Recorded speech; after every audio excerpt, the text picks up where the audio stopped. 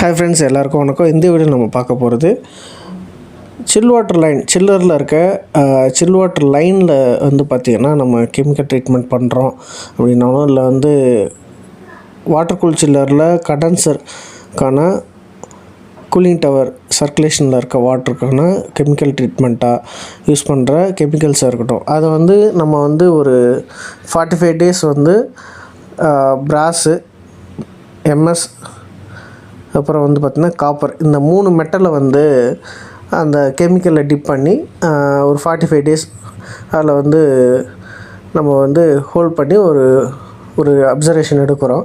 But இது வந்து ஸ்டாண்டர்டாக இது வந்து பார்த்திங்கன்னா எந்த இதில் வந்து நம்ம இது பண்ணுறோன்றதில்ல. பட் இது வந்து ஜென்ரல் செக்கிங்காக தான் இதை ட்ரையல் பண்ணுறோம். பட் இதில் வந்து பார்த்திங்கன்னா ஃபஸ்ட்டு ஒரு கெமிக்கல் வந்து எக்ஸு, இன்னொரு கெமிக்கல் ஒய்ன்னு வச்சுக்கிறோம்.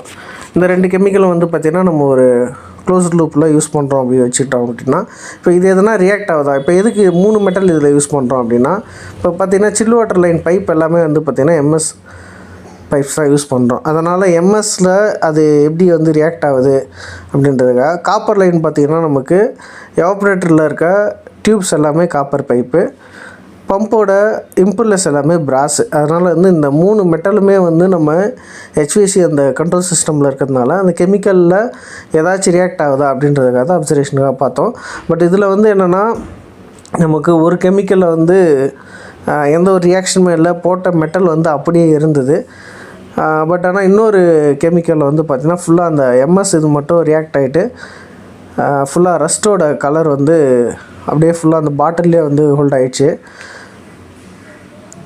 பட் இது வந்து ஸ்டாண்டர்டான அப்சர்வேஷனாக கிடையாது. பட் வந்து இந்த கெமிக்கல் ரியாக்ஷன் வந்து நாங்கள் வெரிஃபை பண்ணோம். பட் இந்த மெட்டல் ரியாக்ஷனை நம்ம எப்படி ஸ்டாண்டர்டைஸாக வெரிஃபை பண்ணலாம் அப்படி ஏதாச்சும் சஜஷன் இருந்தால் எனக்கு கமெண்ட் பண்ணுங்கள். பட் இன்னொரு மெத்தட் இருக்குது. இதுக்கு வந்து பார்த்திங்கன்னா கூப்பன் மெத்தட்னு ஒன்று இருக்குது. இப்போது கரோஷன் கூப்பன் மாதிரி. இப்போ அதுலேயுமே வந்து பார்த்திங்கன்னா சேம் இதே மாதிரி எஸ்எஸ்ஸு, பிராஸு, இது மாதிரி 3 மெட்டல் வச்சுருப்பாங்க காப்பரு. இப்போ அதில் வந்து பார்த்திங்கன்னா அந்த சர்க்குலேஷன் வாட்டர் வந்து போயிட்டுருக்கும். சேம் அது என்னென்னா பிஃபோராக வந்து ஒரு வெயிட் வச்சுருப்பாங்க. ஃபார் எக்ஸாம்பிள் வந்து அது ஒரு 3 மெட்டலுமே ஒரு 1 கிராம் வெயிட்டில் இருக்குது அப்படின்னா, அது 45 daysக்கு அப்புறம் கழித்து வந்து பார்த்திங்கன்னா ஃபுல்லாக அதை வந்து க்ளீன் பண்ணிவிட்டு அதை வெயிட் பார்ப்பாங்க.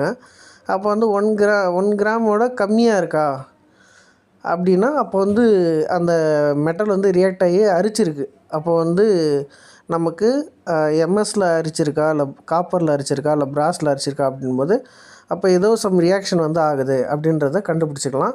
அதுக்கு தனியாக கூப்பன் டெஸ்ட்டுன்னு ஒரு இது இருக்குது. அதுக்கு தனியாக கிட் இருக்குது. அது மூலியமாக நம்ம அப்சர்வ் பண்ணலாம். இந்த வீடியோ உங்களுக்கு பிடிச்சிருக்கும் நம்புகிறேன். பிடிச்சிருக்க லைக் பண்ணுங்கள், ஷேர் பண்ணுங்கள், கமெண்ட் பண்ணுங்கள். தேங்க்யூ.